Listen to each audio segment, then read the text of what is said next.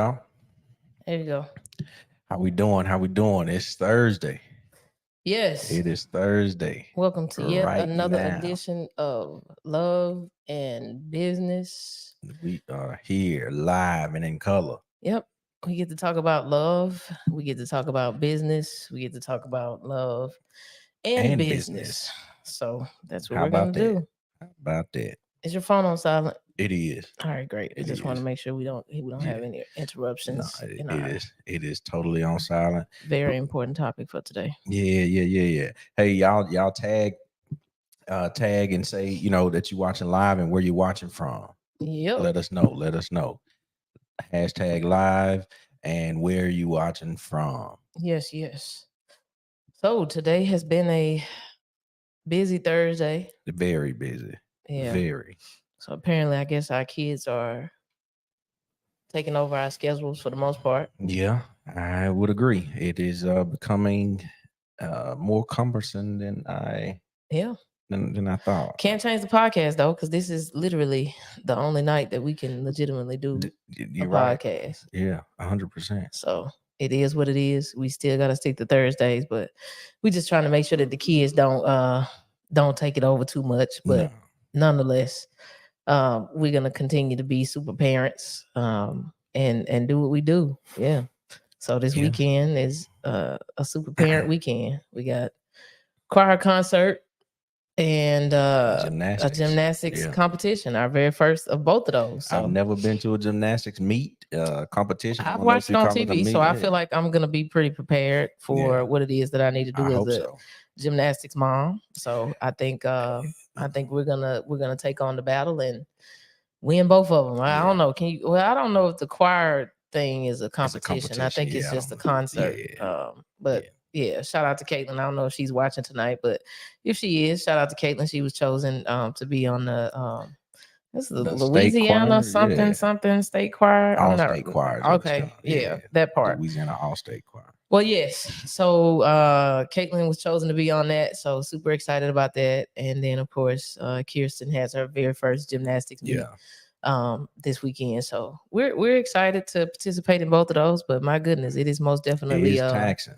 Yeah. It just it's a lot of time commitment. It ain't just a free flow. Well, yeah, I mean, but that's a part of parenthood. So yeah, absolutely. I'm okay with it. It's also new experiences. I didn't do the choir. I did, the Baptist choir. I don't know if that counts. That's Saturday mornings, But. Yeah, but I did. That was the only choir I did, and of course, we neither one of us has done gymnastics, so we have absolutely no clue. What that's gonna look like. But hey, we're gonna be there to, to cheer them on and do what we need to do as parents. So. I'm super excited to what in the world did you just type in? Yeah, that was me. I just I didn't know. I wanted to really see how long the delay was. Oh, I don't know if it's all that long for you. It's not. Yeah, it's not. It was pretty real time. Yeah, so it may be. Yeah, it might be a little delayed for everybody else. Other people. Yeah, I just wasn't sure. All right. So anyway, do you got what do you call one of those things? Your fair and foul, or however you do it. Do you have one of those for today before we get into our absolutely real topic for today? Hey man, I just really think this last volleyball game that we went to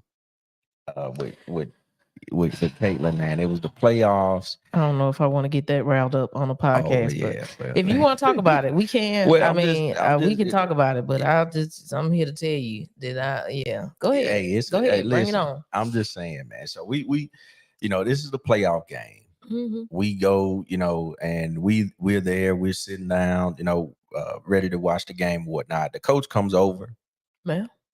Just casually, she got on a nice little blue jean skirt or something, you know what I'm saying? A little flower shirt with some what do they call the skating shoes or something? I don't know. It doesn't matter. But nonetheless, super nonchalant. Yeah, breezing with the wind. Mm-hmm. So she come over and she having a conversation. I'm asking, I'm like, hey, is this single game elimination? And she's like, yep. She's like, man, I really don't want to be here all night, but I do want to win. First, I'm like, hold on. So a single game elimination. Yeah, but a single game elimination, right? And the only way. that you go win that you is can win that you got to keep is playing. if you beat her all night. Right. So that is the absolute truth. This is her statement. And I'm like, if she's saying this to us, I wonder what she's saying to the kids, right? Absolutely nothing. The game, she didn't say anything to the kids. Game proceeds, right? The girls are down. They're playing a team that they've actually beaten twice, right? In 2 different settings. So they beaten them a matter of 4 games. Yep. So they playing the girls and they are getting they getting the business right now. Like they losing bad. They really right. Are. The coach ain't call a timeout or nothing. I ain't coach nobody. I ain't said, hey, scoot up. Hey, you gotta put your hands together. Hey, let's do this. Nothing. I mean, literally, like absolutely she is nothing. Sitting on the bench like she's in the library.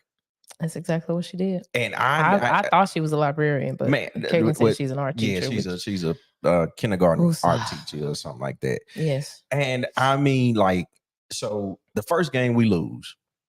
All right, we lose the game very badly, actually. Yeah, very badly. Probably by like 8 points or something like that. No adjustments made or anything.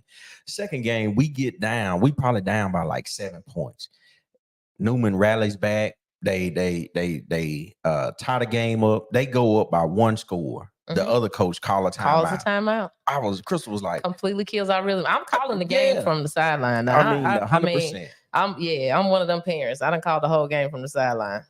Hey, so Crystal calling it from the sideline. She like, oh, so we do have timeouts. Like, how much they gonna charge you? I was so sarcastic from the sideline, and I know she heard me because I mean we was only like 2 feet away. I know. She's like, can we call a parent timeout or what? You know what I mean? Like, call timeout. Yeah, what you somebody call for next season or something? You know what I mean? Like, she was going, and I was feeling it. I was like, man, what is going on? Right?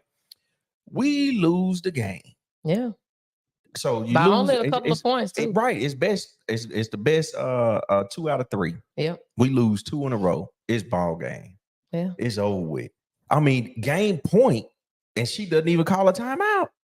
Yeah. Right. You already like she this the last play play of the season. She had 2 and 3 conversations on the bench with random people. And I'm like, man, what kind of coach is this? But what really hurt us more, one, I saw my daughter crying. I was happy that she cried. Because that meant that it mattered to her. Yeah, she actually cared like that they won a loss. It mattered to her. So I know what that sting feels like, and I know what type of fire that can put on underneath the athlete, right, or any person.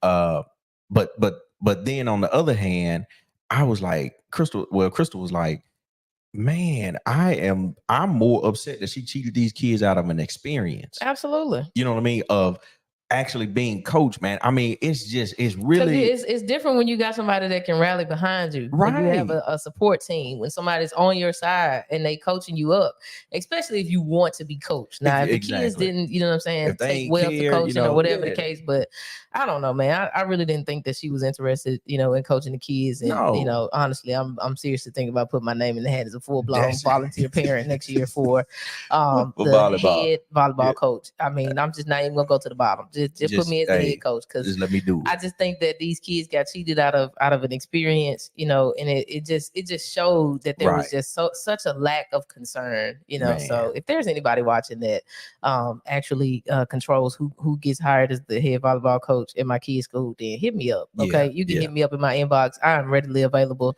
I would coach the 6th grade team next year, and my kid not going to be on it. No, that's just how bad of a job that was done. These kids got cheated out of experience, and I'm not gonna keep talking about it because I'll probably get like really riled up about this situation, because I played sports all my life, and I love the the camaraderie that comes from it. Obviously, I love the competitiveness of it, but what was the best experience for me in the sports that I played was my coaches. And to not have, that type of support, I'm like, you just sit on the bench, you had 2 or 3 conversations, like as if the game wasn't even going on. Like literally the kids were out on the court playing, and she was having leisure conversations with random people. I ain't really tripping on the banana, because my coach, God rest her soul, Coach Irvin, she ate on on the sideline every single game. She was the best coach we ever had. But she was coaching too, though. Engaged. This lady was just over here having a snack. She was engaged in the game, but nah, you can't be out here texting in the middle of the game and, not paying attention to these kids. So I just felt some type of way. 6th grade or not, I think these kids, they have an opportunity to, learn from the sport, just learn life skills or whatever, but I never knew that I was going to be that parent, but I am literally that parent. Right. I never thought. I figured I would just sit over there, come to the game, go home and chill, but I'm not. I'm not that person. No, because you're a competitor yourself. You know what I'm saying? Yeah.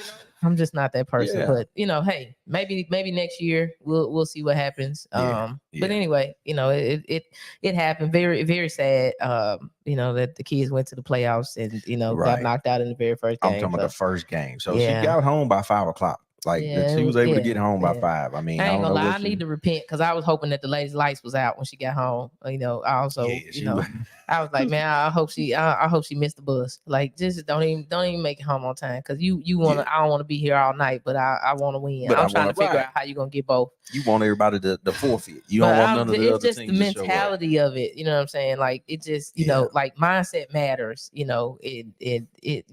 Help you right. I needed to call on Jesus yesterday, but nevertheless, you know what I'm saying? I think mindset does matter. That's a good enough segue for us to kind of loop into our topic for tonight because definitely the mindset that coach has is definitely not the millionaire mindset. It's like she was just being like she was definitely filling in a gap. Yeah, she just was I don't know if this was, hey, you got to coach this team in order to keep your job type of contract situation she had going on. It was like, just show up and breathe is pretty much, what she was obligated to do. And she fulfilled that 100%.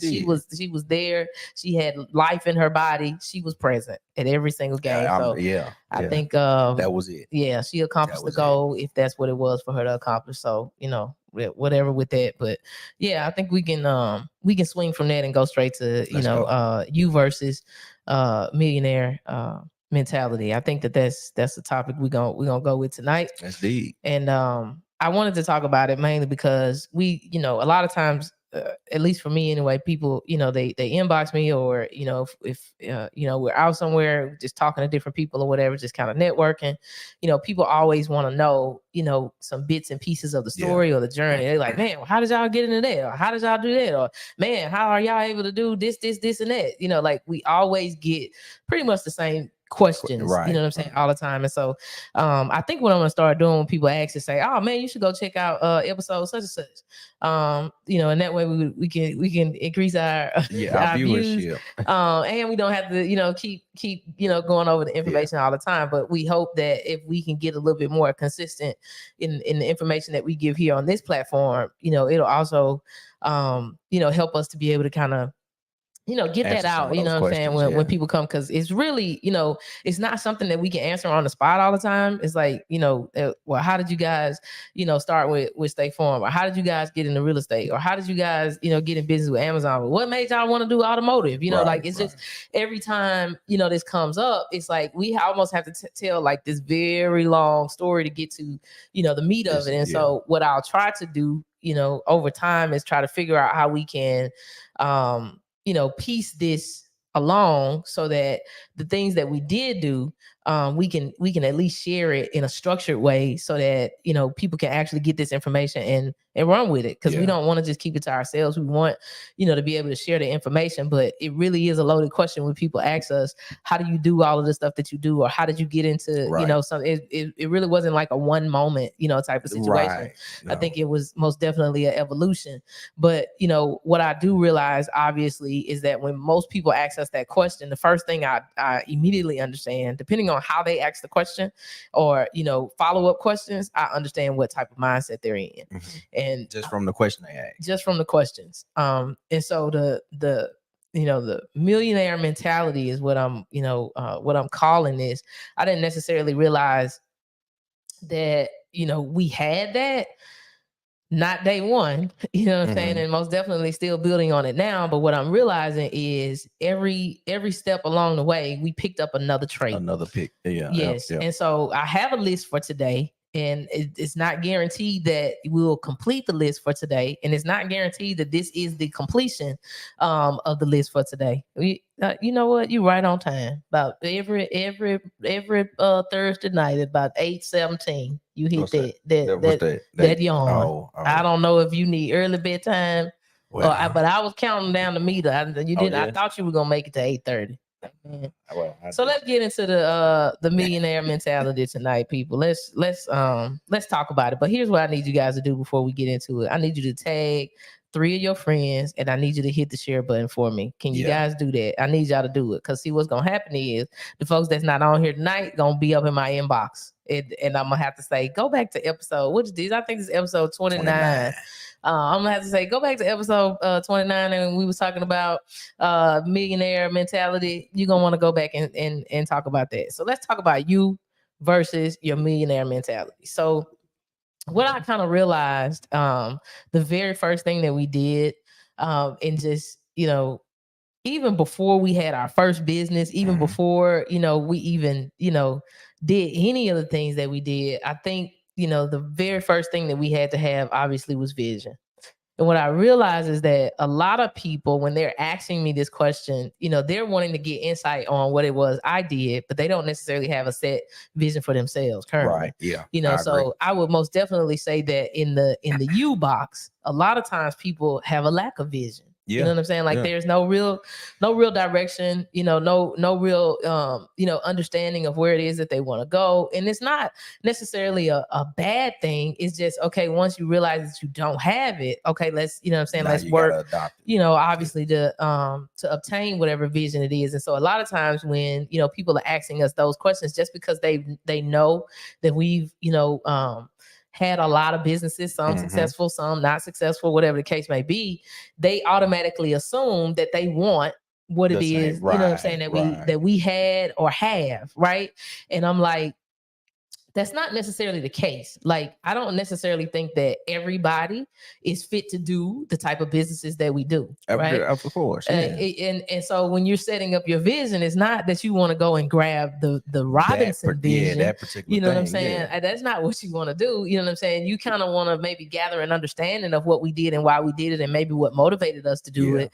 But it definitely shouldn't be where, you're wanting to literally copy and paste exactly what it is, that we did. A lot of times when people find out, that Lamorne is a State Farm agent, then they're like, oh, okay, well, how do you do that? Well, I want to be a State Farm agent. It's like, well, no, not necessarily. You know what I'm saying? Because that might not be your deal. Like even with me, when that was our first brick and mortar business, obviously, but all of the other businesses that we did before that, I was kind of cool with it. You know what I'm saying? I mean, the dog breeding thing was cool only because we could make a lot of money fast. Right. You know what I'm saying? In those situations. But for me, insurance isn't, all that exciting for me.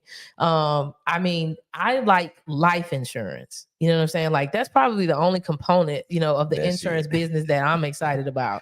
And that's because, I know that it has the power to change people's lives. Right. The rest of it, I'm really not about to be out here like, oh my God, you know what I'm saying? Car insurance. Like, it's not, I'm not out here with a cape on, you know what I'm saying? Talking about car insurance. However, I know that we all do need it. Right. But I'm saying all that to say, like, I still full on participated in that business because I knew that that's what, you know what I'm saying? That's what we needed to do. Absolutely. You know what I'm saying? But that was a part of the game plan. Our vision was set, hey, we quitting these jobs and we're going to be entrepreneurs. And in the beginning stages, we had a vision to be full-blown entrepreneurs. Right. And State Farm allowed us to, at least, get started in it. Well, we understood. We started. What I think started to happen is when we, first of all, when we look at the evolution of it, we started with the dogs. I like dogs. Crystal was like, "Yay, let's do a dog show, or let's breed the dog. We go have them. Let's breed the dog." I was like, "All right, cool." So we made a financial commitment to that. Started doing that, but then we was like, "Hey, it's another level to this. We can host a dog show. Right? Let's do that." We did that.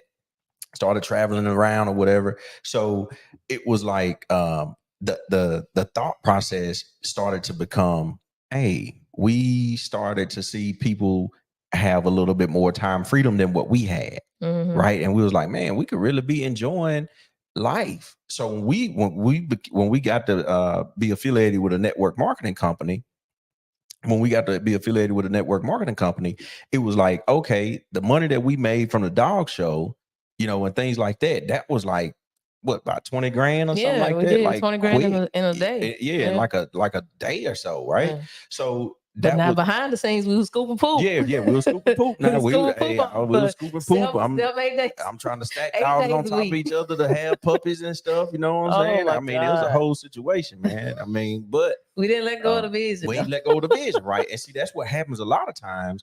People, they see the end of it, but then they don't see the scoop, the scooping of the poop. Oh, they don't never want to see the scoop. You got this dog food out here in this storage room, and now it's attracting rats. You know what I mean? They don't see that. You don't see that. You don't see. You gotta make sure that these dogs get these shots every month and stuff like that, right? Or which you gotta is why walk I them said in the beginning is that people will look at our story and we'll start with the dog show business. And then people are like, oh, I could do that. Yeah. But now you're not thinking about the fact that, okay, well, if you want to breed a championship dog, you got to scoop poop. Exactly. You know what I'm saying? You got to stand here travel and go to these shows. And help two dogs that you thought could connect on their own. Man. You got to get involved. You got to help. He a little short. You got to scoop him up so you he got can a whole plug threesome and play, going on. Yeah. You know what I'm saying? Yeah. You, the dog, and the other dog. And the female dog. You know what I'm saying? It's a whole other situation. But people would think that, man, they made $20,000 a day. I want to do that too. And I'm just saying that I don't necessarily think that you should want to grasp our vision. I'm saying, hey, a lot of people aren't successful because they have a lack of vision, meaning your vision, your specific vision. So I say go to God, you know what I'm saying, and find out what that is. But hear our story for inspiration. Right. But just know that your story is probably gonna have your own version of the dog show. Of scooping up dog poop. Yeah. You know what I'm saying? Like your story gonna have, or your vision gonna have that. It's gonna be some moments that's like that. But again, the thing that we started to see was time freedom. Yeah. And we started to our brain started to say, well, how can we buy our time back? Because at this point we were selling our time. Yeah. Right. We were selling our time to a corporate job or a government job to say, hey, if you give me $50,000-$60,000 a year, you can have this amount of my time. 40 hours of my week. And you know what? I'm gonna barter with you to get some of it back, and they call it vacation time. Yeah. You know what I mean? That's you mentality. That's definitely not millionaire mentality. So that was the part where it was like, hey, we are, as we started to do that on each level, we would see opportunities where we could buy back our time. Yeah. You know what I mean? And that was the thing. So that's one phase of the game that has transcended to every phase of the game. Yeah. Right. Absolutely. What is it that we can do here systematically to buy back our time? Even with State Farm, it became, okay, well, what can we do to put things in place where systematically this business operates? Well, I don't have to be there. But we don't have to be there. Exactly. Yep. And Crystal is like a genius at that. Like that's like a superpower. That's like a super gift of hers. I wasn't gifted with that. Well, I just don't think that I'm that sweet, right? Like, I think that a lot of times, when people set up, businesses, and if my real goal and objective was so that I could have my time back, because with the government, I had to basically account for the time that I was in the bathroom, and I knew that wasn't legit. You know what I'm saying? I knew I didn't want to keep doing that, and so if my real vision long term was for me to have my time back, then I had to be able to create a system, that's all a part of the vision. Yeah. So it had to, fit inside of what it was that I was creating. So, okay, I just need to know that I ain't that sweet at everything, meaning I don't have to do everything for my business to be successful. I can appoint other people to do it. And then where my sweet spot has to be, my number one superpower, accountability. Yeah. So that's a superpower. I'm going to put that cape on and ask you, did you do what you said you was going to do? Did you do what I said you should do? Period. There's only two things that I really need to be doing on a daily basis. Straight up. Did you do what you said you was gonna do? And did you do what I said you should do? That's with or without the cake. Hey, but for me though, that was a part of my vision. You know what I'm saying? In building the businesses that we build, is like, hey, we can build a million businesses if we want to. It's just as long as I don't have to be present at them all every day. And that's what happens a lot of times. Again, when somebody has a vision, like if you want to start a lawn care service or something like that, I don't know. Too many people that's just super overly fascinated with cutting grass.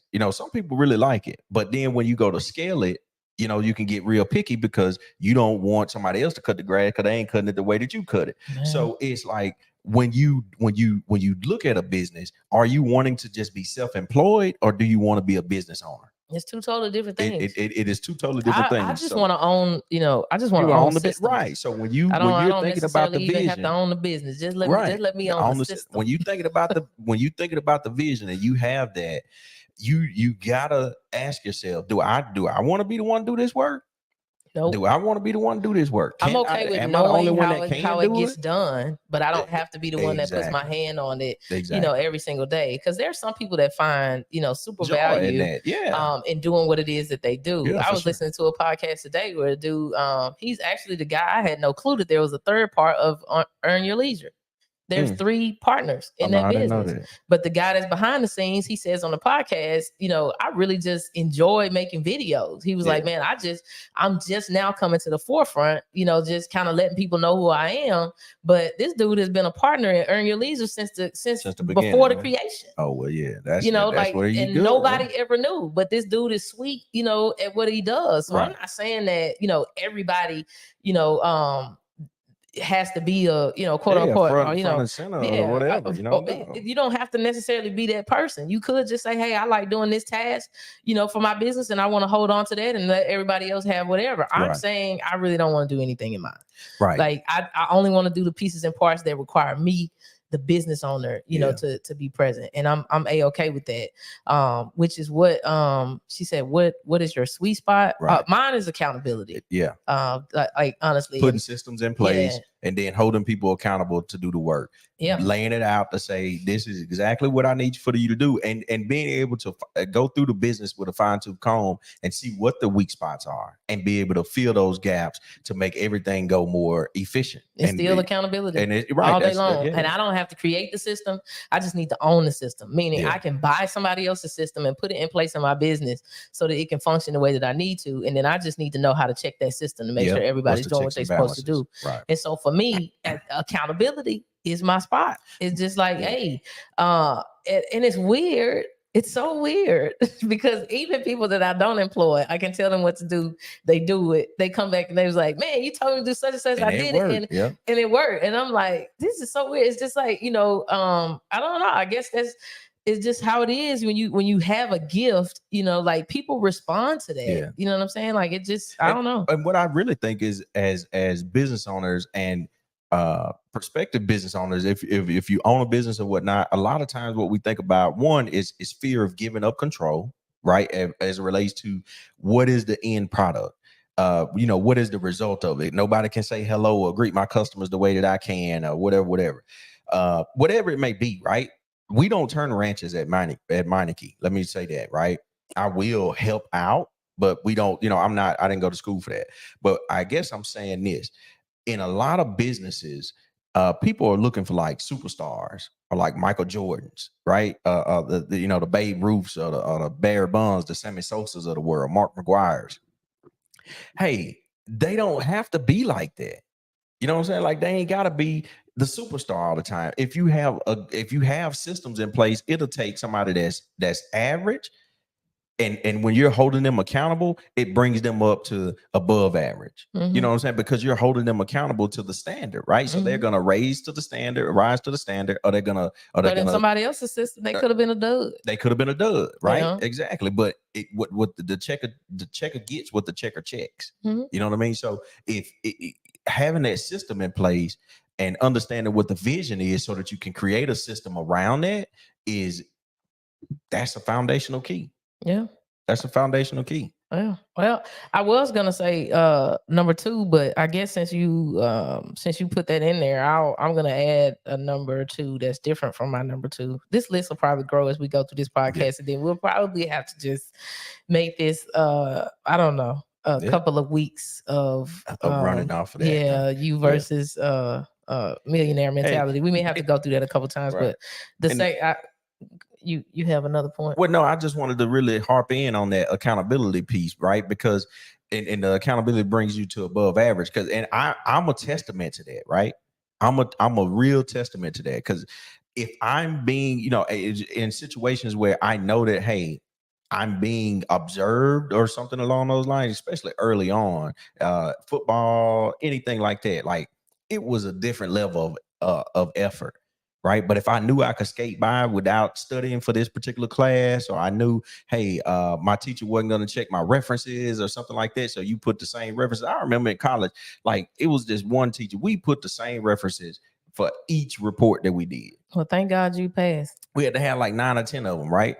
It could have just random references. It had nothing to do with the report. You just keep the same one, so the format will be good, whatever. But had I been held accountable to that, then I would have fixed it. Or maybe been an all-star writer. Or you been an out all-star here writer. being an author on your fourth book by now. I can still do that. I just had to get somebody to check it. You gotta have somebody else to check your references. You know what I'm saying? Accountability matters. It does matter, but this lady cheated you just like that. When we talked about the beginning of the podcast, how that coach cheated our kids. From an experience, that teacher cheated you out of. You never know. You never know that you could have been out here supposed to be like the best reference person in the world.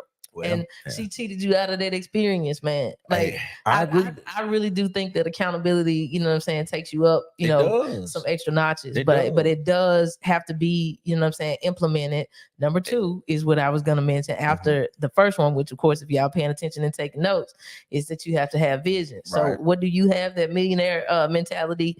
Or what do you not have? I should say that's a lack of vision, right? So the first thing is you have to have a vision. But number 2, it's consistency.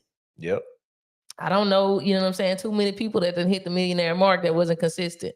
I saw Sean Strickland on here a minute ago, man. Look, hands down, Sean Strickland is one of the most consistent people I know. She was doing Facebook Live videos when it wasn't popular. Mm-hmm. And I might have been one of the only 1 or 2 or 3 or 4 people that was on there watching at the time. But every single week, just about, I would get a pop-up in my memories of a video of Sean Strickland. And when I tell you that them 2014 and 15 or 2012 videos that was popping up on my timeline, night and day different. Yeah. From the videos that are coming up now in 2023. I mean, she's spitting fire right now. Absolutely. I'm talking about every time she talk. I don't care. She could go live at 2 a.m. I'm gonna get the notification. I'm gonna get the notification and I'm waking up. Right. Yeah. But you and a whole bunch of other people. Yeah. But the difference between, then and now, the only thing is the consistency, and her showing up week after week. It's so consistent that she's showing up in my memories every week. Right. And I'm just like, most people want, they want to wake up and be millionaires, but hey, shout out, there she go. Okay. Shout out to Pastor Sean Strickland. Yeah. She did hit the millionaire mark. And I don't necessarily think that even though her information is, I'm talking about straight fire. I'm talking about, I think it had more so to do with the fact that she kept showing up every single day. Keep moving her face back from the camera. Wouldn't, people asking her to give money. She wouldn't give the cash out. A program come out, she'd be like, listen, y'all, I got this new program coming out. It's only going to be $1.99. Yeah. Sean, what? What? How we gonna make millions? And I mean, 50 cents for these 5 programs, but she kept consistently showing up week after week after week after week. And now I look, if you don't follow her, is she in the chat? If you're on Facebook, if you're watching on YouTube, then you can't see her. But look, you need to find her on all platforms and you need to sign up for all notifications that she got, because the consistency that she had obviously showed up in her bank account. Yeah. And a lot of times people want to ask us what we did and they don't.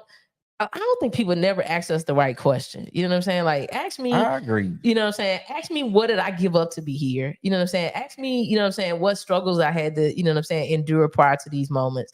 You know what I'm saying? Yeah. Like, don't walk straight up to me and ask me, how do I get in business with Amazon? Because you ain't consistent in waking up every day and doing the same thing over and over again.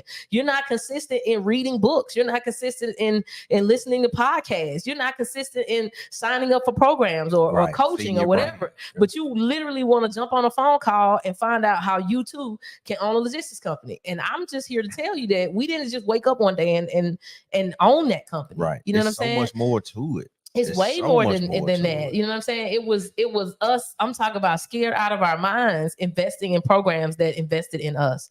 It was, you know what I'm saying, us saving up our time on our jobs when we were still working and only using those hours to either go to conferences or events or to take off to in some capacity to learn something. I'm telling you right now, I don't know if one of us was responsible for starting flus or whatever, but we was sick going to work. Now I'm not telling y'all to do that, but I am saying they got telework now. So I say, can I work from home today so I can save my time to go where I need to go? I mean, it was a part of the plan. It was like, hey, we want to go to this conference, right? We want to go to this conference because they are going to be teaching about this, and this. And I think this will help us. So let's go ahead and put it in the calendar. Hey, we saving money. Shout out to Shonda, man. Man, Shonda was there, but every time it's had a conference, it could have been called, I don't care if it was called Wake Up. If the conference was called Wake Up in Atlanta and it was Wake Up in Chicago and Wake Up in California, we was at all three. And they would still talk about the same thing all 3 times. And we flew out there every single time to hear about Wake Up Now. It didn't matter. It didn't matter what they was talking about. We just knew that we needed to be in the environment. So we was consistently showing up in all of these environments. And people don't want to sit back and listen to that conversation when we tell them stuff like, oh yeah, we flew here, we flew there. Well, that was the same conference in Chicago. Yeah, but they might say one thing different. Oh, we go over here where we might meet another connection different. Absolutely. You know what I'm saying? You never know who's going to show up in Chicago that didn't want to fly to LA. Exactly. You know what I'm saying? We don't know who's going to show up in Atlanta that didn't come to LA. Exactly. All I'm doing is making connections, building my network, but I'm learning from other people with like minds. Why? Because they all come into this deal. I don't care if it was 5 minutes up the street from their house. Exactly. But they still made the time commitment and they paid money or used their resources to get there. So the fact that they committed that much is much more than what most people that's probably in your immediate circle, if you have not tooled yourself with friends like that, it's probably much more than they would do on any day in their city. You know what I mean? Because of that, we got to get on a plane or at least drive 4-5 hours to see some of our close friends now. Yeah, exactly. We just went to Philadelphia to a birthday party. I'm just telling you know what I mean? It was like every time we go to a birthday party, we got to get on a plane. Yeah, I mean, but it's like, hey, that's part of it. But see, what happens is it's not like you just go and you get a magic touch and now you like, no, it's not that. You keep showing up. And then you start to have conversations with individuals that are in these rooms, right? And you start to put these different things in place. And then when you do have an idea, guess what? Now you got other valuable friends that you could possibly run it by, or that you can start to, hey, what do you think about this? What do you think about this? Because I'm telling you, your environment plays a major factor in the things that you do, how you live, how you vacation, where you definitely helps with your millionaire mindset. You don't want to go on vacation with somebody that can't afford to eat at the same restaurant. I am not going. My mama was on here. Not going to Applebee's every time. She told us about this story where my grandma, they went on a vacation somewhere, and every time they had to go eat, my grandma made them go to Applebee's. Well, Denny's is the same. At Denny's, she made them go to Denny's. But I think I'm starting to get that. I'm starting to get that thing Sean Strickland got. She always be point people out on the line, like, how you all in my business? I think I'm starting to get some of that. My mom in there. Look, I clear as day. I heard somebody say I can't afford to fly. Nah. Look, I'm just telling you that we couldn't afford to fly in the beginning stages either, right? We couldn't. It was a sacrifice. It was a sacrifice. But before we could actually afford to fly, I could afford to buy. We drove to Atlanta. We did drive. Yeah, but before we could afford to drive, I bought a book. Yeah, bought the book. I keep telling y'all over and over again, I literally have a PhD in YouTube University, and I am still enrolled. Like literally, I took Caitlin to practice tonight, and all the way back, I was on YouTube University listening to a podcast. I don't play no games about that. There's no reason for me to throw in the trash YouTube University. There's no reason for me to throw in the trash Audible. There's no reason for me to throw in the trash all of the books that got me to the point that I could afford to pay to drive, that got me to the point that I could afford to pay to fly, that got me to the point that I could afford to pay first class. This next level then affords me the ability to fly private, right? Like I'm not gonna stop doing what I was doing. Consistency. I'm not going to stop doing what I was doing to get me where I'm at. Exactly. But most people immediately think, oh, okay, well, they flying to get to conferences. It's conferences in your back door that you want to attend. Absolutely. It's Facebook Lives that happen. Case in point, we're right here, you know what I'm saying, every week. And not just us, but, you know, there's all kinds of, you know, platforms that are out there. You just have to tap into what is available to you and what you can do, right? Because that helps, you know what I'm saying? There she go. Look, YouTube University. I'm telling you, we got some doctorates in YouTube. Sean getting her doctorate in TikTok now too. Some of y'all spending time on TikTok for the wrong reasons. You on there for entertainment, but Sean is on there getting a PhD in all kinds of categories. As a matter of fact, I think she's about to get her. She about to be a medical doctor soon via TikTok. Look, I used to say I have a PhD in Google, but I'm really getting my undergrad in Audible right now. Yeah, you know what I'm saying, like legit, right? Because I want to Google information that I know, right, that I want to just know the answer to right now. Yeah. You know what I'm saying? If I'm on YouTube listening to videos, or if I'm on Audible listening to something, that's some stuff that I'm trying to uproot and add some new seeds in. You know what I'm saying? I just have a venting moment. I don't know. They're definitely not going to get through all this whole list today, but here is my vent. The man just said that he Googles what he wants to know right now. My Lord. That's a millionaire mentality. I don't ask people stuff that you can Google. Oh, yeah, it is a Googleable. I don't know if y'all know how much money I make just from people asking me questions, pay me to ask me questions that I literally can just Google and ask chat. I promise. I promise. Millionaire mentality is going after what you want and not depending on everybody else around you to get it to you. Yep. Like Google, who's Google. You come to the experts and the sources when you went all the way to the end of that. And the reason why I say ask Google first is because it helps you to build, you know what I'm saying? It helps you to build your skills. It helps you to retain more knowledge. Because if you think if you think I'm the source, you're gonna keep coming to me. You go keep on coming and you go keep on dropping them coins. And here's the thing.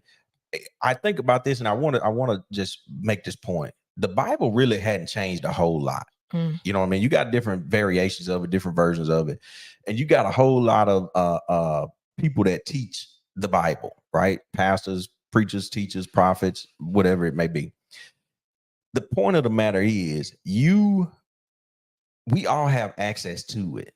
You know what I'm saying? We all have access to it. Just because one person, you know, or even if that person is teaching it a certain way, I almost guarantee you that that whatever book they write, the principles that they are using are going to be the same ones that they talk about in person. The Bible was the first Google.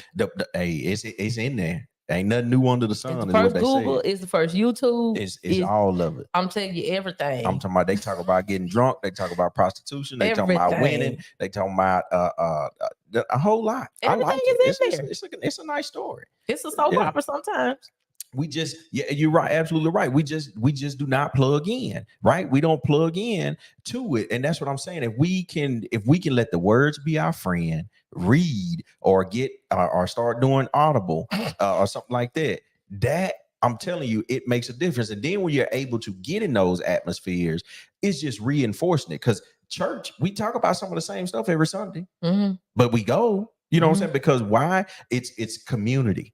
And when you go to events, that's what starts to happen. You start to become a part of a community. But the information, you just get around other people that are applying the same thing. So now you don't feel like an avatar that's out there all by yourself. You know what I mean? Because in your city or in your neighborhood, in your community, on your job, you may be on the solo with on this journey. So you know, when you go to these conferences and things like that, that allows you to really start to make connections and build a community around you of people that are wanting to succeed and excel in the things and other things just like you.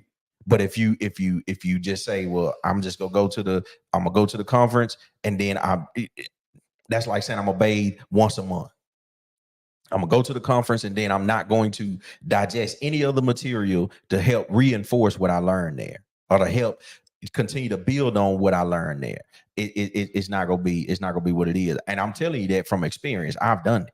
That's like going to church and not doing anything that the pastor say. You know what I'm saying? Or not listening to the spirit of the living God that dwells within you and say, you know, oh no, I'm gonna do that anyway. Yeah. You know what I'm saying? That's the same thing. What it says, what is it?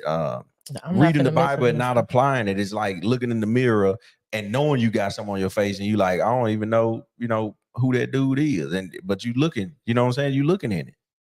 You know what I'm saying? So it's more application. Like, don't just be information junkies. That's one of Crystal's things. Like, don't just be an information junkie. Like, get a step, apply it. I was reading this book called Traction, or listening to it. I ain't gonna say I was reading. Reading sounds more intelligent, but I was listening to it on Audible. But it's like an 8-step deal. And I'm like, you know what? I really need to go back to step 1, listen to it, and stop there until I get finished with step 1. Mm-hmm. Like, until I implement step 1. I don't need to know step 2. Well, I think people feel like they've accomplished something by saying that they've read the book, you know, and it's not necessarily, I mean, you could tell if somebody actually, you know, reading the book exactly and applying the book. Like, nobody's giving out trophies, you know. Maybe they do give out trophies. Well, they did, you know, we was in elementary school and stuff, whatever. They gave us the little personal pan pieces. Oh yeah, every time you read a whole bunch of books, you know. And all that really made us do was go and just find all the books we could and write all of the names down of the books so that we could get the free personal pan. Right? There was no accountability in that. Right? And so it didn't make us better readers. It just made us better liars. Okay. But what they really should have been doing was saying, when you read a book, then tell me something out of that book that you can apply, or something that you learned that you use, you know, in your daily life, something like that. Right. That way we know now that you're a legitimate reader. Right. And I think that we can also tell the difference when people say, you know, that they hang in flocks with such and such, or they do whatever. It's like, okay, well, you must be a string along, because there's no way that the fruit that you got over here is matching the fruit that they got over here. Right. You can't say that you read the books and you ain't, you know what I'm saying?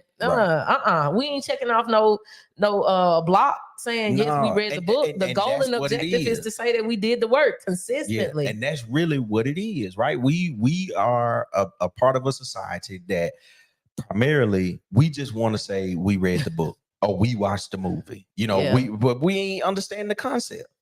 You know, we're not applying it. You know, we're not doing the steps that it takes to do it, but we'll feel, it's like somebody will feel slow if they say, oh, I didn't finish the book. Like, no, well, you know what? I didn't finish it, but I am implementing steps 1 through 3. 1. Yeah. You know what I mean? And I'm talking about we running like a well-oiled machine over here with steps 1, 2, and 3. And then I'm gonna be ready, because when I get to step 7, and I ain't gonna crumble because my steps 1 and 2 are fake. 100%. You know what I'm saying? Mm-hmm. And that's the reality of it. We don't just need to be checking boxes as a formality or just so we can have something to say. I don't know why. I can't say I don't know why people read Harry Potter and stuff like that. I mean, it's entertaining to them or whatever. I guess so. But that just ain't my jam, man. Yeah, it ain't my jam. But I know, you know, that there's some people. I'm like, man, what's the life lesson in this? We be around people that's like, they watch a regular movie and they like, bro. Yeah. They find, I'm talking about lesson in that. Man, you see how they be doing that. You know what I'm saying? She'll have Bible verses and everything connected to stuff, and I'll be like, I didn't see that. For real, make me feel like a whole heathen. I'm like, I saw a couple scenes, but I didn't put that and that together, did it? But hey, I mean, to each his own. That dude said he really read them books over the summer for ice cream. David, hey, I'm just saying. I didn't. I did. I didn't. I went to the library. I wrote the title down and how many pages was in the book. That was it. I didn't even read the back. Nah, that did not. All right, let's move on to the next one, because we did vision. Yeah. We did consistency. Okay, so this is the third number 2, because my notes now has changed because I had to throw consistency in there. So the third one is distractions. Yeah. Distractions. That can come so easy.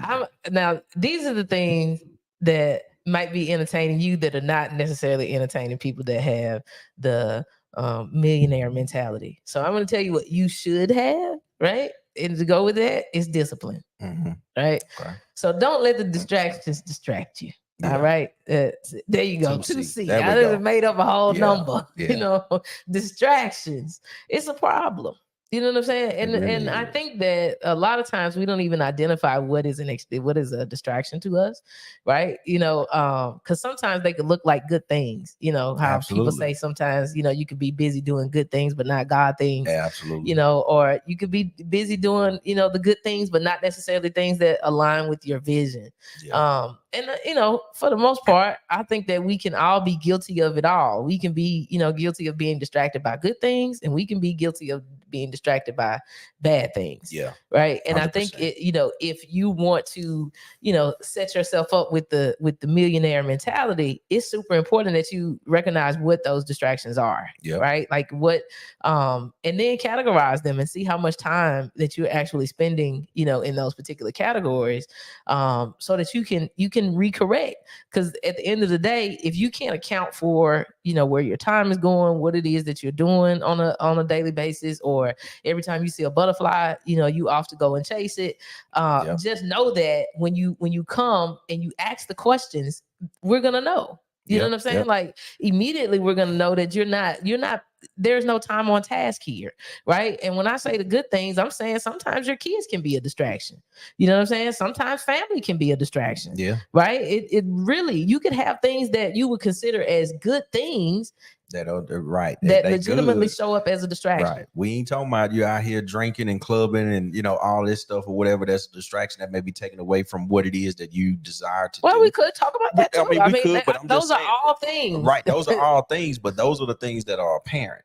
Yeah. You know what I'm saying? That most of us will say, "Oh man, they out there in them streets. They ain't doing that." But not necessarily, because everybody may not be in the same. I know, and that's what I'm saying. But if watching 8 episodes of Suits, versus you actually doing something to build your business or laying out the game plan to get to where you want to go. If you watch 8 hours of TV over the course of the weekend or whatnot, that could be a distraction. Yeah. You call it relaxation, but it could be a distraction. Yeah. You know what I mean? If because you're going to have to sacrifice something. Yep. It's going to be something that's going to be sacrificed. I ain't saying it got to be a 100% total all out obliteration or get rid of, but it is a sacrifice. Yeah. Whether you spend 2 or 3 hours plotting out the vision of doing some work toward your goals and objectives, right? But I think it, as it relates to distractions, I think sometimes that things that are on our list that actually need to get done can also serve as distractions, depending on your personality type. And the reason I say that is because perfectionist came to mind. Okay. And I don't know why. It could be somebody that's literally watching us right now that has that particular issue, but it feels strong for me right now. So I felt like I needed to say it, whereas, you have a list of things to do, you chunking down the list, you've gotten it done, but now you got to go back and you got to redo what you've already done. Cause you feel like, it ain't perfect. It's not this, when really, that's a distraction. Yeah. You know what I'm saying? Because it's done. Yeah. You know what I'm saying? It doesn't necessarily need to be done to perfection, or it has to be done this particular way. So now you're getting, you know what I'm saying, in your own way, when it's not even required to be, at a level of 1,000. Exactly. Right? It just needs to be, okay, it's done. And the fact of the matter is that it's a good chance that it could change down the line. Yeah. You know what I'm saying? Whatever it may be, right? You spend 12 hours trying to perfect something, and then, one little change comes along, you like, oh dang, I gotta change that now, right? When you really could have executed 2 or 3 other things to help move you along. Yeah. And I think so. For me, I recognize like what those types of categories are. So there are things that I can do that I don't do because they end up being distractions for me, right? So it could be something as little as something needs to go in an Excel spreadsheet. I can't do it. Ain't a cup of tea. Now I know how to do it. Very much so. But if I do it, then it gets in my way. It becomes, oh, well, I want to add this formula, and then I want to make this bar up here gray and this bar over here light gray, and then I'm gonna make this cell plus this cell equals this cell, and then it just becomes like this thing. Right. And the next thing you know, I'm inside of this Excel spreadsheet for 5 hours, and it's real cute. But it was never required to be that way. You know what I'm saying? But for me, see that Zadie said that's me, but then I know that's a task that I need to delegate. Or if it's something that only I can do, then I say, all right, you got 5 minutes to get this data in this spreadsheet. You're not finna do no data validations where you click a yes, drop down and a no, and you're not finna do that today. If the answer yes or no, they gonna have to type yes or no. You're not finna do it. And for those that don't know nothing about Excel, I know I just took y'all some places, but look, the point of the matter is I used to do that, and then it would just take me so far away, and now I'm off task, right? And so, inside of the millionaire mentality, there is no room for distraction. Or at least when it happens, you're at least conscious enough now, because now you're in your zone. You're at least conscious enough to say, you know what? I see that that rabbit hole was about to catch me. And look, from a relational perspective, I had to learn my dependency of her doing items like that for me. Or if I ask her, hey, can you read this? Can you proofread this? Or can you add this to this spreadsheet? Or can you do this? Something like that I'm not really good at, because I don't know how to do the formulas and all that type of stuff. But I had to figure it out some kind of way. But I realized, hey, that was a distraction. And part of me wanted to say, hey, but you my wife, like, you supposed to, I understand you saying that's a distraction, but then is it a distraction from our overall goal?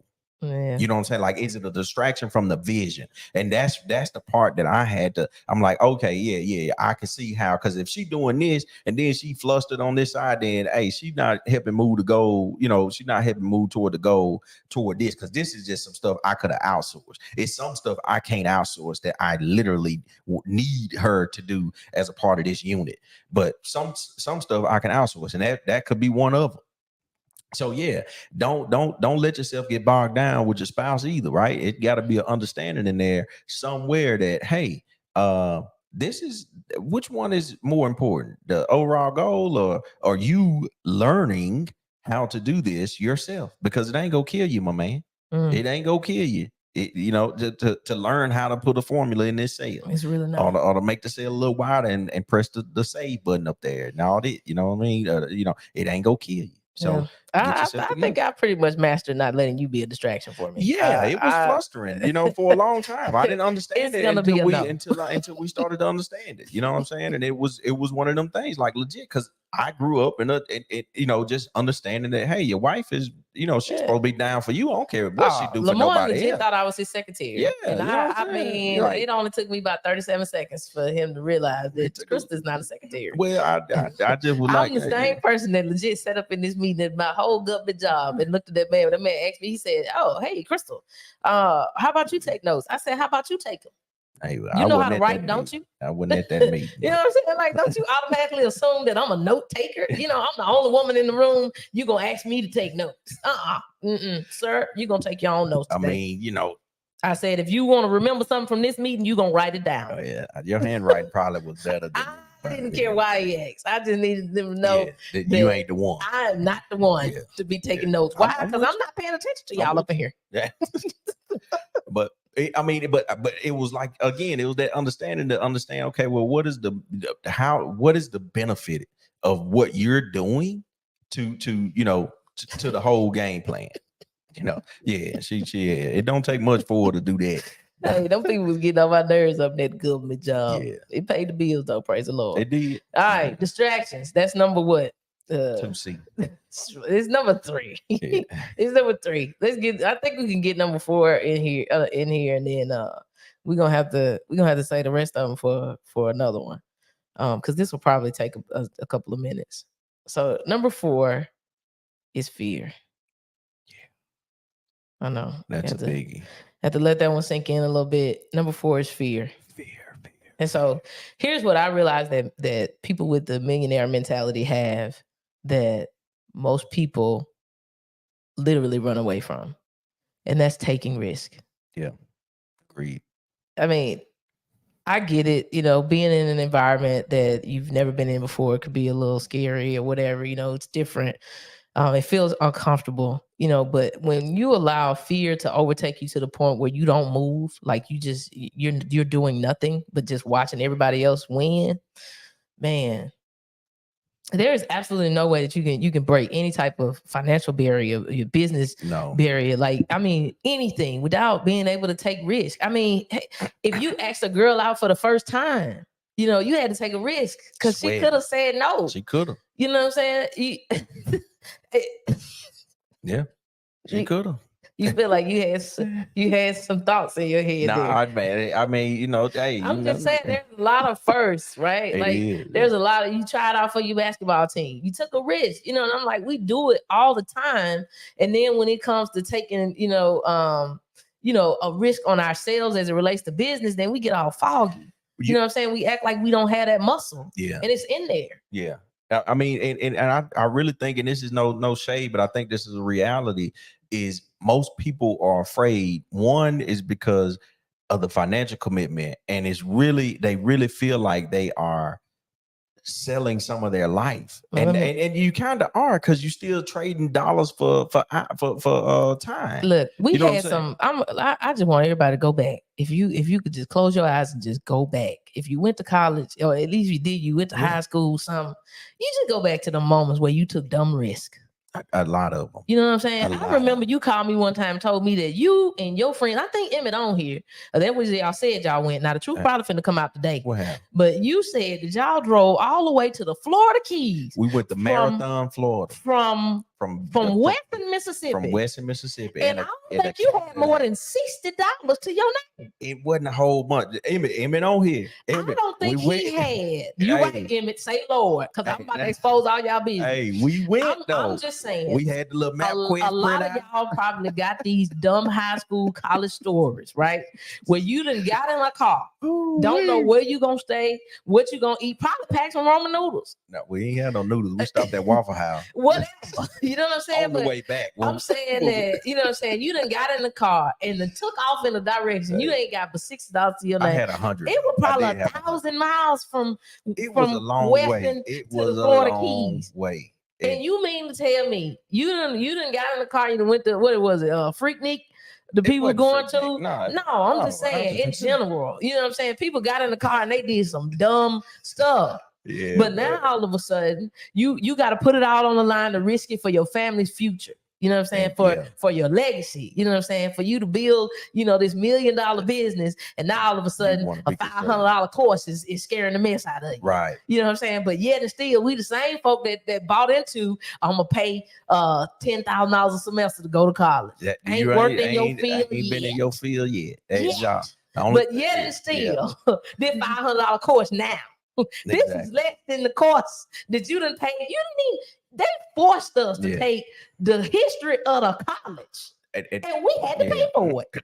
And now you tell me that the class that you need to pay for to help you to be a better business owner, the flight that you need to buy to help you to be a better business owner, you don't want to get on it, but you took the history of Arkansas State University. Tell me, how is that helping you now? Accountant. How is that helping you to balance the books of your clients? It's not. But they got you on them Sallie Mae student loans right now, building interest because you took the history of the college that you attended. Hey. I'm just saying, make it make sense, people. We don't want to take risks, but we took a risk on signing up for that class. I took a risk not taking that class to see if they really wasn't gonna graduate. Hey, Shavondra looked like she took a real risk. She said they done went to TSU homecoming, got the key to the hotel room, and then canceled the reservation. Ooh. That's I'm talking about. They must have been. They knew they were fit to be. So Shavondra for sure should be out here in these streets taking risk on ourselves. That's all I'm saying, is if you can do nothing else, because we be acting like when it's time to be in business, right? When it's time to invest in this next real estate property, you know what I'm saying? You saying, all right, it's gonna cost me, $85,000 for the house, put another $65,000 in it. You know what I'm saying? You can't tell me that you can't go back in your life and find a moment in time where you did something just as dumb. I'm talking about just took a risk, but you wasn't really, and the reward of it wasn't even that sweet. The reward of it wasn't even that sweet. At least on the real estate side, I got an opportunity to flip this property for twice as much as I put into it, or it's going to be kept in the family for generations to come based on the rental income. You know what I'm saying? Like, we over here doing stuff that makes sense. And over here in our high school and college years, we didn't have to think about make it make sense. Because it don't. Exactly. It just don't. So that didn't make sense. But thank God, y'all. Y'all made it. It certainly didn't make sense. Emmett had an old paper map. I'm talking about an atlas. Right. Because it wasn't even Google Maps wasn't even a thing. You still had to print the paper. A Cadillac that took premium gas, and it might not start all the time. And then we started counting them tolls. We was like, man, how much this? $1.75 here, $2 here. I'm talking about, man, them dollars. I don't know if they was gonna make it back. So he called me in the back room talking about, man, I don't know how we gonna get back. You might have to, hey man, I might need you to send some what is it? Cash? Now send money to Walmart. MoneyGram. Question and investment. You invested in an experience to that degree, and you can't invest in the legacy of your grandkids, because the Bible says we're supposed to leave an inheritance for our children's children. Right. You know what I'm saying? Right. And I think Sean taught on that the other day about how we're supposed to be living off of our seed. How can we do that if we're not willing to invest? We can't. You know what I'm saying? How are we gonna do that if we're not willing to invest, not just in business, but in ourselves, right? In the information and the knowledge that we need to grow and develop as people first, right? As individuals, and then, as business owners, right? It's not gonna just come out of nowhere, right? Like, you really got to be able to take a risk on yourself. And please do tell me how you gonna ask me to invest if you ain't investing in yourself. Right. Exactly. I need to at least know that you read chapter 1 of that book. Exactly. You invested in yourself. You know what I'm saying? And then I need to at least know that you got some skin in the game. If you're not willing to take a risk on yourself, why would other people, be willing to do that? But then you want to take an hour or 30 minutes of my time for me to explain something. You want me to invest my time. But you can't show me where you've taken a risk on yourself. Like, it's in there, folks. That's all. I just want you to jog anytime you think about that. Now, I'm not saying that every time that you get ready to take, a risk, like you just gotta do it. You gotta jump over in there. But I am saying that sometimes we let fear talk louder than reason. Absolutely. You know what I'm saying? And I've been able to rationalize the fact that, you know what I'm saying, I did take the history of Tougaloo College. You know what I'm saying? And then I had to go take the history of Jackson State University in order to graduate. And Sally Mae and them, you know what I'm saying, they got the interest off of that. I'm saying, at least let me go and invest in myself in a completely different way, right? One that can definitely benefit me for 100%. Generations to come. Yeah. Let me go and take a risk in that. And I think that we don't take enough time to sit back and say, man, I did do that. So clearly you were fearless at some point in time. At some point. And some of it didn't make sense. Like, you knew the odds. Everything was stacked against you. And you was like, you know what? I'm gonna do that. Yeah, I'm gonna go anyway. I'm gonna do that anyway. You know what I'm saying? I call it resolute belief. Right? Resolute belief. That's what we gotta have, right? If you want the millionaire mentality, you gotta have resolute belief that regardless to what it is that I invest in, regardless to what it is that I do, regardless to what the big picture might look like right now, I got a resolute belief that what I said is gonna happen, right? Yeah. If I'm taking this risk, for me now, it's no longer a risk because I have a resolute belief that this is gonna work out for me in my favor. Absolutely. Like, that's what we gotta be, because clearly you and Emmett and Charles and them had a resolute belief that on $60, at least in your pocket, I don't know how many of them boys had, but on $60 you could make it 1,000 miles away and back. We went. You had a resolute belief. We had a place to stay. It was a small place. I slept on the couch. I think I might have slept on the floor, but nonetheless, yeah. And then we stopped in Fort Valley, Georgia. I got lost. Emmett took a real risk, let me drive, because we ended up in Auburn somewhere. This is 15, 20, 30 years later. He still has no sense of direction. And if it is as bad as I know it to be now, it to be worse then, because I give him regular lessons. Man, I say, Emmett, man, we seeing these Auburn signs, this Cadillac Williams on this sign. I don't think we supposed to be going this way. We trying to get to Fort Valley, Georgia. Like, man, he probably been asleep for 2 hours. All I'm saying is, I know, and y'all ain't got to put y'all stories in here in this chat like Shavonda did. But listen, I'm telling you right now, lady, you are a risk taker. But that's a real risk. That's a real risk. All I'm saying is there is a place where we can go back in our mental Rolodex and we can find places where we can identify ourselves as a risk taker. Yeah. That's all it takes, because if you did it before, you could do it again. And look, there's 2 movies that I'll say that I recently watched, or documentaries that you guys should watch. And it's Jewel. It's about JUUL. It's about the vaping deal. I think it may be called Big Vape or something. It's on Netflix. And then Blackberry. The BlackBerry movie. Oh, the BlackBerry movie was it's really good. Both of them are about them starting those products. Them starting those products.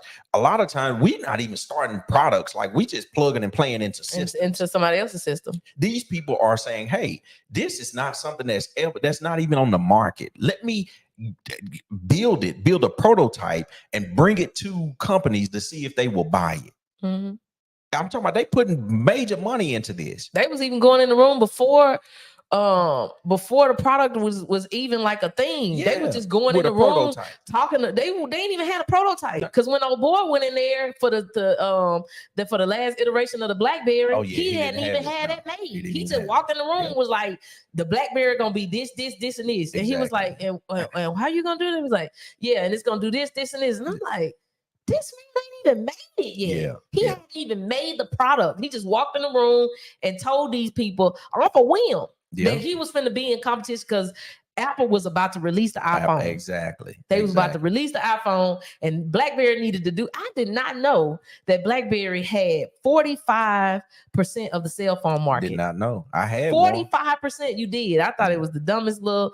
I'm like, man, the little thing. This is weird. The BlackBerry Pearl. It's just like folks that have iPhones now. Sometimes I just be like, I don't know how y'all have iPhones. They just different, man. I mean, it was. Look, I never knew BlackBerry had that much of the market. 45%. 45% of the market, they had it. And this man, I'm talking about on a whim, just, hey, I gotta save my business. Let me go in here. And he just made up something. Yeah. Now, if you ain't seen the movie, well, we all know what happened. BlackBerry's gone. Yeah, but you still should watch Research in Motion, RIM. No, check it out. It's a lot of lessons in there. It's a lot of good keys. Still watch it. He took a risk. It didn't work in his favor, but still, I think it did work. But they from a corporate structure, they had some stuff on the back end. Yeah, they had some other stuff that was going on. So who knows? The risk probably could have, you know what I'm saying, turned out something different. But I just think that, you know, it's important, you know, not only just watching things like that to see how these people moved, and, you know, you could kind of study that. So if you're one that's kind of slow, you know, to take risks, then maybe you should watch, you know, different documentaries, you know, like the one on Steve Jobs, and the one they did on Facebook. Like, just watch all of these different things and see like what these people did. And it shouldn't like put you on a major pause. It should just give you more information, right? Exactly. It should give you more information to be able to, you know, to be able to make moves. You're right. It was a whole bunch of government people. They did some deals. You could really get emails. Like you could, there wasn't too many phones that you could get emails or whatnot. And it had the little trackball on the side. Like that was the deal. Like that beat the heck out of a Nokia. It did. I really didn't realize that BlackBerry was as big as it was until I watched, you know what I'm saying, that documentary. And then it made me feel bad for all of the people that founded it, because I'm just like, man, we should have, I don't know what I was thinking. We should have put integrity at the top of the list for the millionaire mindset. I just dropped the ball. We're gonna talk about that on another one, because my Lord, that was probably go in. That was their downfall, man. Yeah. You know what I'm saying? Integrity got to be on the list, but we're gonna have to definitely dive into integrity with the other ones that I didn't get a chance to hit today. Yeah. But I really do, you know, I think that watching stuff like that, for me, it does help me to see, man, these billion-dollar companies, they took major risk on themselves. And a lot of times they lose. Exactly. Before they, I'm talking about they lose bad and big before they win. Exactly. And we don't never even know. But we out here thinking that if we invest $50 on a Friday night class, that our life finna be cut off. Exactly. These dudes out here, this man was giving people $10 million a piece that he didn't have. And stock options that he didn't have. Yeah. A piece. Yeah, he was betting that the valuation of that company was going to skyrocket. He just needed the best talent to be able to develop. Now, you mean to tell me, I'm not saying to go out here and do no illegal stuff. That's why I said we should have put integrity as the number one item that you need to have for the millionaire mentality. But I'm just saying that these folks, they believed in themselves. They had a resolute belief. To the degree of, don't worry about it. Here go, $10 million. Come on, leave Google and come work for me. Exactly. Leave Google. Leave I think you got some people from Microsoft. Yep. Leave Microsoft and come over here with BlackBerry. I'm telling you, hands down, BlackBerry is about to be it. And they said, hey, that man was a risk taker. Why does he want to work over here? So he can work on the best phone in the world.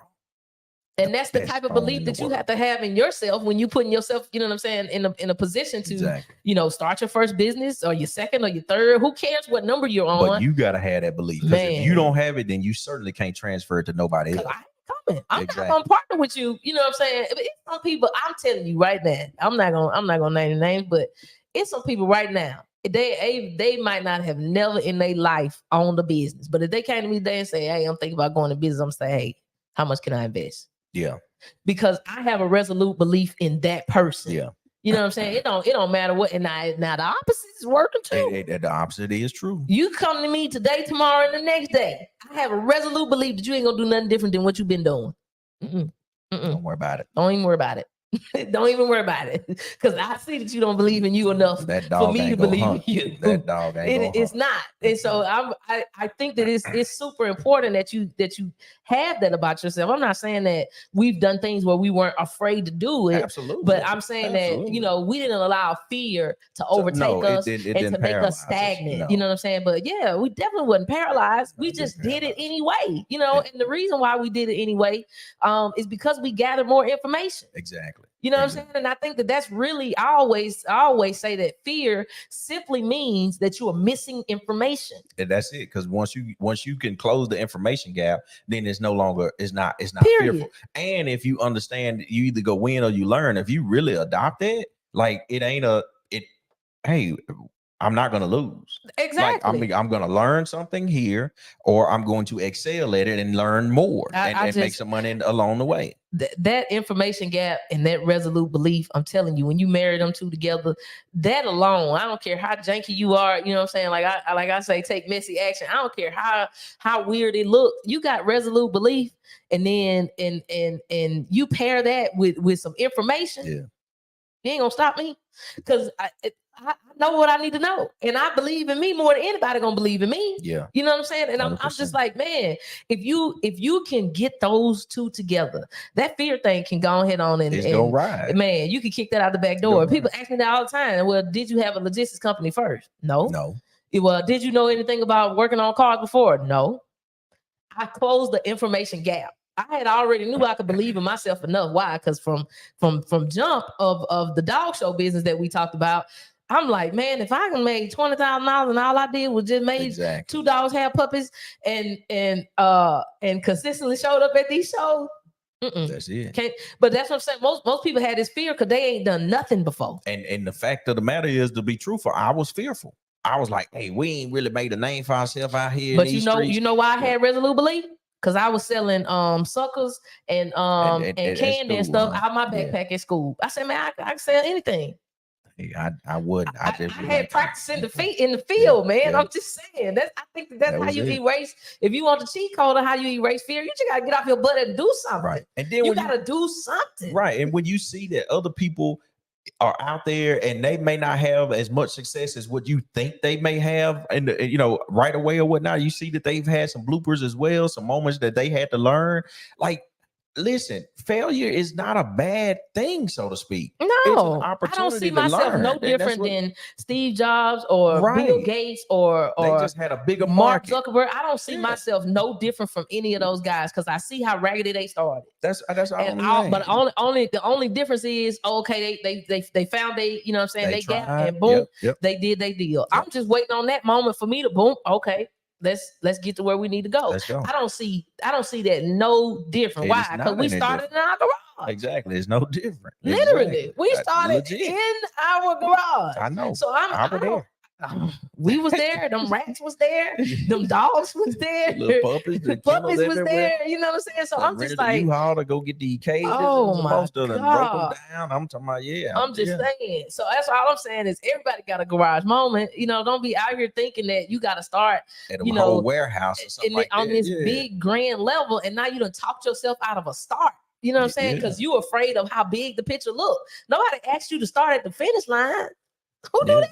You know what I'm saying? Like, you start at the start line. You start with what you know and what you can do, and you let that fear reside wherever it's gonna reside at. But it ain't gonna get to live in me. Yeah, like, I'm 100%. not. I don't participate in that. Whoever want to pick it up, they're who they want to pick it up. But it ain't gonna be. But if you get that resolute belief, man, I'm telling you, and it just happens step by step. That's all. It's just do the first thing that you know to do. Yep. That's it. And then after that, you complete that task, then you do the second thing that you know to do. Yep. You know what I'm saying? But the reason why fear gets in so many people's heads is because they're looking at themselves now unequipped at the finish line. Exactly. And I'm sorry, you ain't even finish line worthy because you ain't started. So how is it that you would put yourself in a space or in a place where you are now full-blown fearful to the point of paralyzation because you have envisioned yourself at a finish line that you ain't even worthy of crossing? That's the piece that I don't get. Like, I wasn't born with that. You know what I'm saying? I just know, hey, you start where you at, and then when you get out of step number 1, you get to step number 2, and before you know it, you at the finish line. But a lot of times we trying to make ourselves worthy of something that we haven't even we ain't graduated to. I said it the other week. You know what I'm saying? It's just like thinking, you know what I'm saying, that at 3rd grade, you're supposed to be getting access to 12th grade information. Right. It don't work that way. So now we out here thinking about our thinking. You know what I'm saying? All in our feelings. The next thing you know, we don't even start because we done scared ourselves because we done saw ourselves at the finish line. I see myself at the finish line victorious, right? I'm in full-blown celebration. But how do I get there? Oh, I open door number 1. Yeah. Great. I do everything in there. And then I go to door number 2. Great. I do everything in there and I keep going.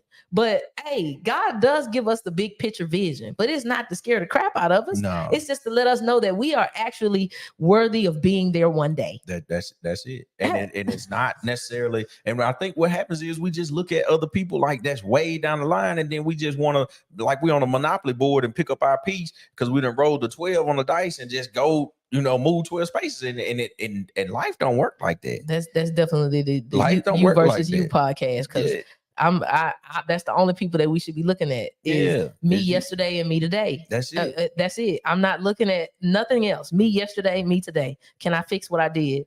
Can I make improvements? But I'm not looking at me today and Lemoyne today. Because I may not have done everything that Lemoyne did behind the scenes. You know what I'm saying? I can't look at me today and Sean today. Why? Yeah. Well, I know I ain't been doing Facebook Lives every week for the last 10 years. What? Why would I look at me today, Sean today? It don't make good sense to me. Exactly. But that's the thing that we do. We go and put ourselves in these comparison spaces with folks that we ain't supposed to be on the same stage with them. Not right now. Yeah. And that, you know what that's equivalent to? Like when I think was that Instagram when it first came out, where you could buy followers.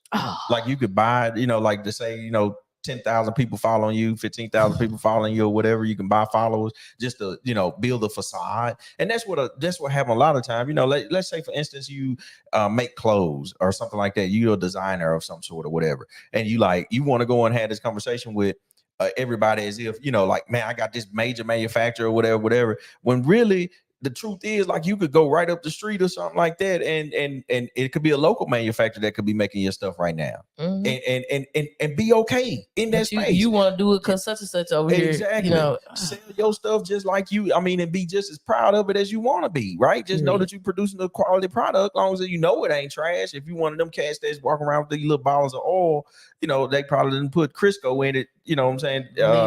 Trying to sell it to you like it's a cologne or something. That's a little different. I just think that this fear thing it goes so deep, man, because people like literally are out here comparing themselves to people that they don't even know the depth of these people. And that's the trap. That's the trap. I don't even want to. I can't. Not tonight. We ain't got no time. We ain't got no time. All right, man. I don't know how many steps. What y'all go back through. That was 4. That was 4. It was 4? Yeah, we did 4. Well, 4. All right. Well, yep. We did vision. We did consistency. Distraction. We did distractions, and we did fear. Yeah. I kind of touched on one of them a little bit, but we got to go way deeper on that one. So I'm not going to even repeat that one. So yeah. All right. So if you stuck with us the whole time tonight, we trying to help our people to get the millionaire mentality. And the first thing you got to have is a vision. Second thing is consistency. The third thing is discipline. Yep. Okay. You got to have discipline, because some of y'all out here is distracted by the distractions. And then number 4, you got to have a resolute belief. You got to kick the fear out the door. It does not get to reside with you. So I hope that helped y'all tonight. That's the 4 we're gonna stick with for now. There's several more. So I think our game plan needs to be to kind of just go down the line as these come to us. And if you weren't on at the beginning, our whole reasoning for going through that list was that we do get a lot of questions as, to how the journey started, or, how did we do this, and this. And, it may seem weird that we're telling you that that we had a vision, or that we had a resolute belief, or whatever. But, that's the reason why 2 people that literally had no background in automotive whatsoever, right, own an automotive shop, is because, we had a vision for something that was much bigger. We had a resolute belief that we could get something done. And we most definitely didn't let fear stop us, even though the numbers were looking big, right? And so a lot of times people ask us that question, but they don't, how did you get an automotive shop? And we're just not able to like sit in that moment and then list these things out. So our plan here is to try to, be able to list out, the things that we feel like were helpful for us, in the journey. These traits, I guess you could call them, that were helpful for us in the journey as we continue to go. I think there's some things that we're recognizing now, that have been helpful to us. But even on the podcast, we came up with with an extra one, because integrity is going to be on there, and we're going to talk about that, in the weeks to come. But I think that it's super important that when you ask people these questions, that you're not just trying to get the surface level stuff. Like, you really do need to ask questions that dig more into, who these people are, what they believe, and then see what they have consistently done. Like, if you really want to go where somebody else has been, or if you, if you really do want to own a multi-million-dollar business one day, you really have to study their traits and their habits, not just what they have or what they present to you in your face, right? So that's our tidbit for tonight. We thank you guys for hanging with us, and we will see you, I believe, next Thursday. I think our schedule is clear. Next Thursday, so we'll pick right back up next Thursday with the second part of you versus the Millionaire Mentality. So we hope you guys have a fantastic Thursday night and the rest of your week. All right, good night, y'all.